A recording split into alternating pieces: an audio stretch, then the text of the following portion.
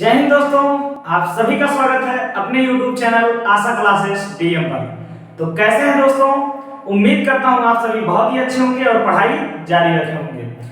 आज का video session हमारा है प्राचीन भारतीय इतिहास का, जिसमें हम वैदिक सभ्यता के बारे में अध्ययन कर रहे हैं। आज ये वैदिक सभ्यता का दूसरा वीडियो है और जो ये वीडियो बन रहा है 7वां या 8वां वीडियो आपको मिल रहा होगा, लेकिन वैदिक सभ्यता का दूसरा वीडियो। ओके दोस्तों, उससे पहले लेकिन आप लोगों से एक ही निवेदन है कि आप लोग ज्यादा से ज्यादा शेयर करते रहिए, सब्सक्राइब करते रहिए और ज्यादा शेयर करिए और ज्यादा सब्सक्राइब करवाइए, जिससे मैं और ज्यादा बेहतरीन वीडियो आपको प्रदान करता रहूं, ताकि मेरा भी हौसला बना रहे और आप लोगों की भी पढ़ाई जारी रहे।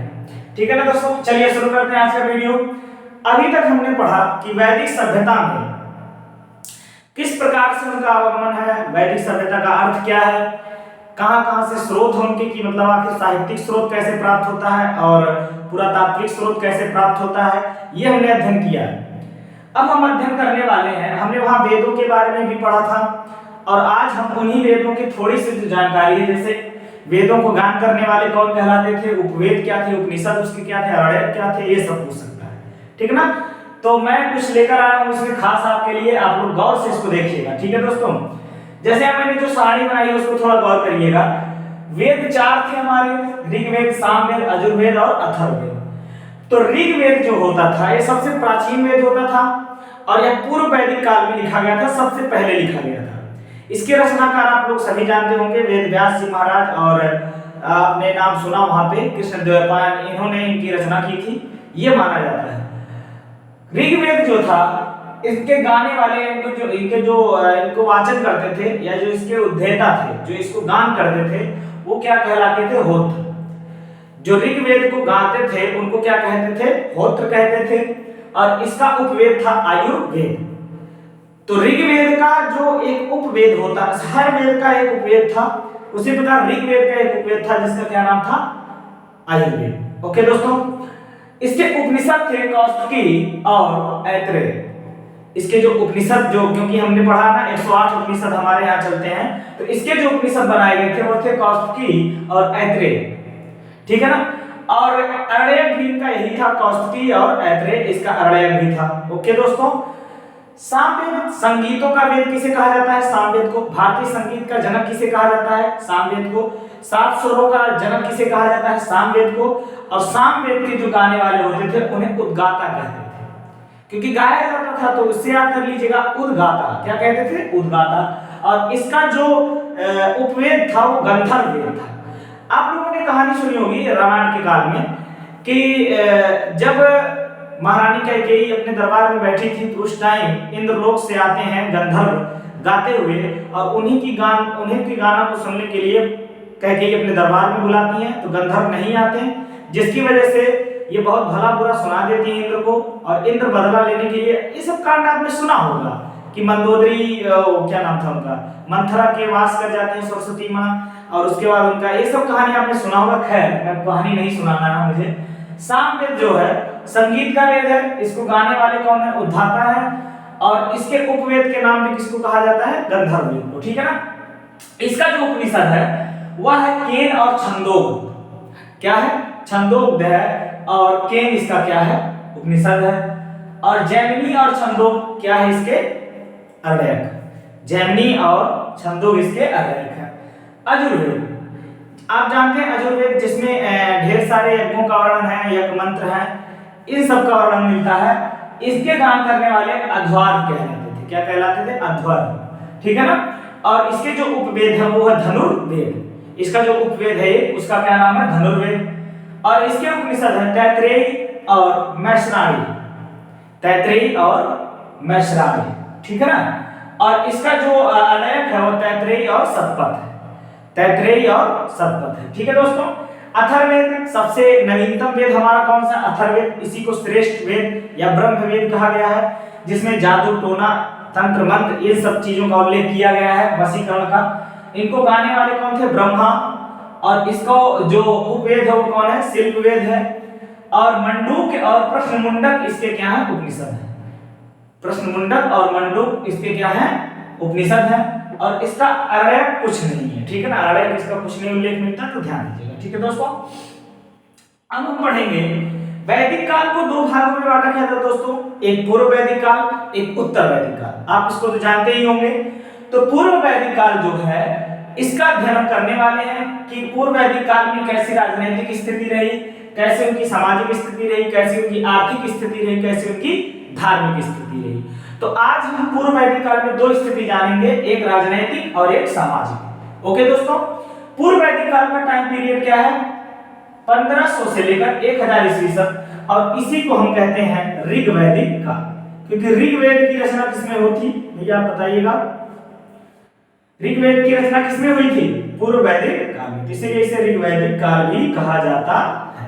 ओके दोस्तों, राजनीतिक जीवन इनका कैसा था? देखिए, इनका जीवन कबीलाई था, मतलब एक कबीला बना करके रहते थे, जन के रूप में, समूह के रूप में, और इस जन का जो मुखिया होता था उसे हम राजन कहते थे। आपने देखा होगा धारावाहिकों में कहा जाता ना राजन, राजा को ही क्या बोला जाता था? राजन। तो जन का ही मुखिया क्या कहलाता था? राजन। कबीले में रहते, कबीले मतलब छोटे छोटे गुट बनाकर ग्रामीण इलाकों में, क्योंकि ये सभ्यता ग्रामीण है, सिंधु सभ्यता नगरीय थी, ये सभ्यता कैसी है? ग्रामीण है। ओके दोस्तों, राजन की सहायता के लिए सभा, समिति, बिढ़प और गण ये सब रहते थे। सभा, समिति, बिढ़प और गण ये सब राजा की सहायता करने के लिए होते थे। क्या होते थे? चारों यहां देखिए मैंने बताया है। समिति, समिति में आम लोगों की सभा लगाई जाती थी, इसमें स्त्री और पुरुष दोनों होते थे। जो समिति बनाई गई थी, समिति जब आज आप देखते हो ना समिति बनाई जाती है, तो उस समिति में पुरुष चाहे महिला दोनों होते थे, और यह आम लोगों के लिए होती थी, मतलब सबके लिए होती थी, ठीक है ना। अब सभा जो होती थी ये केवल कुलीन वर्गों और पढ़े लिखे लोगों के लिए सभा होती थी, और यह केवल पढ़े लिखे लोग, धनी लोग, कुलीन लोग, इन्हीं लोगों के लिए बनाई गई थी, ठीक है ना। बिढ़प, जो उपज का बंटवारा करना होता था उसे बिढ़प कहते थे। जो उपज का बंटवारा, जो पैदावार होती थी उसका जो बंटवारा करता था उसे ही हम क्या कहते थे? बिढ़प। और यह सबसे प्राचीन संस्था है, ऐसा माना जाता है कि यह सबसे प्राचीन संस्था है। गण कौन होते थे?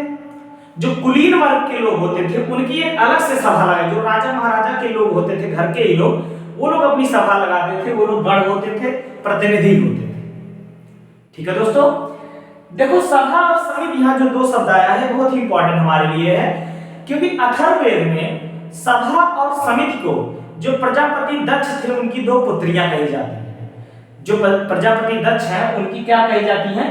दो पुत्रियां, सभा और समिति, उन्हीं का नाम था, ऐसा कहा जाता है, लिखा गया, ठीक है ना।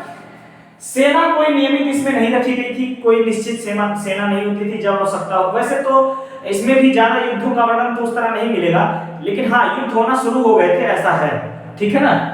तो सेना नियमित नहीं होती थी, जब काम लगता था बुला लिया जाता था और बाकी बैठते थे, ठीक है ना। अधिकारियों को रत्निम कहा जाता था। अधिकारियों को क्या कहा जाता था दोस्तों? रत्निम। और इन्हीं के सहायता के लिए पुरम, अस्पर्श और पुरोहित और सेनानी ये सब एक साथ रहते थे। पुरोहित विचार विमर्श देता था, सेनानी सेना लोग लड़ने जाते थे, और पूरे अधिकारियों को क्या कहा जाता था? रत्निम। ठीक है दोस्तों, एक प्रकार का कर समाज के राजनीतिक जीवन में लगाया जाता था, बलि नामक। लेकिन ये बलि देने वाला नहीं था, ये मत सोच लेना बलि दिया गया वो बलि वाला, नहीं, ये बलि टैक्स होता था, एक प्रकार का कर होता था। जैसे आजकल जीएसटी लगता है ना, वैसे उस प्रकार से बलि होता था, जो स्वेच्छा से देते थे लोग। अगर उनकी इच्छा होती थी तो देते थे प्रजा की भलाई के लिए, नहीं होती थी तो नहीं देते थे, कोई जबरदस्ती नहीं होता था। ठीक है दोस्तों, चलिए इनके सामाजिक जीवन के बारे में अध्ययन करेंगे। सामाजिक जीवन की अगर हम बात करें दोस्तों, तो इनका समाज समतावादी, यानी सभी को समान अधिकार देने वाला था। मतलब इनका जो समाज रहा वह एक ऐसा नहीं था केवल एक लोगों के लिए काम करता था, बहुत ही बेहतरीन समाज इनका भी रहा कि मतलब प्रत्येक को समानता का अधिकार मिलता था, हर चीज के लिए समानता होती थी। ठीक है दोस्तों, वर्ण व्यवस्था थी जरूर जी, 10वें मंडल के पुरुष सूक्त में वर्ण व्यवस्था का उल्लेख मिलता है, लेकिन ये जो वर्ण व्यवस्था थी, ये वर्ण व्यवस्था कर्म के आधार पर थी। जैसा जो कर्म करता था उसी आधार पर उसका वर्ण होता था। जैसे महर्षि वाल्मीकि थे तो दलित, क्या थे? दलित थे, लेकिन वह वाचन करते थे संस्कृत का, वह पढ़ाई लिखाई कर मतलब इस चीज की रचना की रामायण की, इस वजह से वो किस कोटि में रखे गए? ब्राह्मण के। तो कर्म ही होता था मेन बेसिक, ठीक है ना। कृष्ण जी ने स्वयं भागवत में कहा था ना, भागवत गीता में, कि कर्म करो फल की चिंता ना, कर्म बेस बनो। मतलब आप जब तक कर्म नहीं करोगे आपको कुछ प्राप्त होने वाला नहीं है। तो कर्म आधारित होता था वर्ण व्यवस्था। 4 वर्ण होते थे जिसमें ब्राह्मण, क्षत्रिय, वैश्य और शूद्र। ब्राह्मण, क्षत्रिय, वैश्य और शूद्र। ठीक है दोस्तों। समाज की सबसे छोटी इकाई जो होती थी वो परिवार यानी कुल, जो आजकल हम लोगों की है। हम लोग एक संयुक्त परिवार रखते हैं ना, तो इसी प्रकार ये लोग भी दादा, दादी, मम्मी, पापा जो भी हैं, काका, काकी, चाची, चाचा, ये सब जितने लोग हैं सभी के बच्चे ये सब एक साथ रहते हैं। तो इनमें भी यही होता था, परिवार जो होता था वह सबसे छोटी इकाई होती थी समाज की। और खास बात यह है कि सिंधु सभ्यता में हमने पढ़ा था मात्र सत्तात्मक समाज था, लेकिन यहाँ कैसा समाज हो जाएगा? पितृसत्तात्मक। और यह सब जो परिवार होगा संयुक्त होगा। मतलब संयुक्त परिवार तो होगा लेकिन मुखिया कौन होगा? पुरुष। जो वरिष्ठ होगा वही क्या होगा? पुरुष, वही मालिक होगा। ठीक है। स्त्री दशा थी बहुत ही उच्चतम थी। शिक्षा का अधिकार था, हर चीज में राजपाट में योगदान करती थी, सब चीजों में उल्लेख मिलता है। स्त्रियां भरपूर सहयोग की थी, तो स्त्रियों की दशा सबसे उच्चतम थी इस काल में, ये मान लीजिए। स्त्रियों की जो दशा थी वो बहुत ही उच्चतम थी इस काल में। शिक्षा पाने का इन्हें क्या था? पूर्ण अधिकार था। जैसे कुछ लोगों का नाम मिलेगा, गार्गी, मैत्रेयी, कात्यायनी, विदुषी महिलाएं थी ये सब। जैसे गार्गी, मैत्रेयी, कात्यायनी और विदुषी। गार्गी और गोपाल जो ये सब मिलेंगी आपको अगले वाले टर्म में मिलेंगी, लेकिन अभी यहाँ पे गार्गी, मैत्रेयी, कात्यायन और विदुषी महिलाएं सब मिली हैं, ये याद रखिएगा। ठीक है दोस्तों। देखिए यहाँ और कुछ बात और मैं लिख दे रहा हूं कि यहाँ पे प्रदा प्रथा जैसा कुछ नहीं था। ना तो प्रदा प्रथा थी, ना तो सती प्रथा थी, ये सब कुछ नहीं था। ठीक है ना। ना तो देखिए ये सब नहीं था। बाल विवाह भी नहीं होता था, नहीं था। ये सब का प्रचलन नहीं था। प्रदा प्रथा, सती प्रथा, बाल विवाह, इन सब का प्रचलन कुछ नहीं मिलता। ना तो दहेज प्रथा, ये सब भी नहीं था। ये दहेज प्रथा था कुछ नहीं था उस टाइम। ये सब इतना महान था ये। ठीक है ना। ये भी एक संस्कृति हमारी महान रही है। ये कभी ऐसा कुछ नहीं था। ना तो दहेज प्रथा, बाल विवाह, सती प्रथा, प्रदा प्रथा कुछ नहीं था। स्त्रियों को पूर्ण अधिकार था जीवन जीने का, शिक्षा पाने का। सबसे उच्चतम दशा थी स्त्रियों की। हाँ, यहाँ एक बात और लिख सकते हैं, विधवाओं का पुनर्विवाह किया जाता था, ये बहुत अच्छी बात थी। विधवा पुनर्विवाह किया जाता था, ये बहुत अच्छी बात थी समाज की कि विधवाओं का पुनर्विवाह किया जाता था। ओके दोस्तों, ये इनका सामाजिक जीवन था। सामाजिक जीवन में और 2-3 बातें अगर हम करें तो ये लोग शाकाहारी और मांसाहारी दोनों टाइप के लोग थे। ऐसा नहीं था कि केवल शाकाहारी लोग रह रहे थे, सभी लोग कुछ ना कुछ पान कर रहे थे। जिससे ब्राह्मण लोगों को कहा जाता था कि वो लोग केवल शुद्ध शाकाहारी होते थे। क्षत्रिय लोग दोनों करते थे, शाकाहारी और मांसाहारी भी। वैश्य भी दोनों करते थे और शूद्र भी दोनों करते थे। तो ऐसा उल्लेखित है कि दोनों टाइप के भोजन करते थे, जिस प्रकार सिंधु सभ्यता में करते थे। मतलब ये लोग मांसाहारी भी थे और शाकाहारी भी थे। तो दोनों डिपार्ट के लोग मिले हैं किसमें? इस वैदिक सभ्यता। ठीक है ना दोस्तों।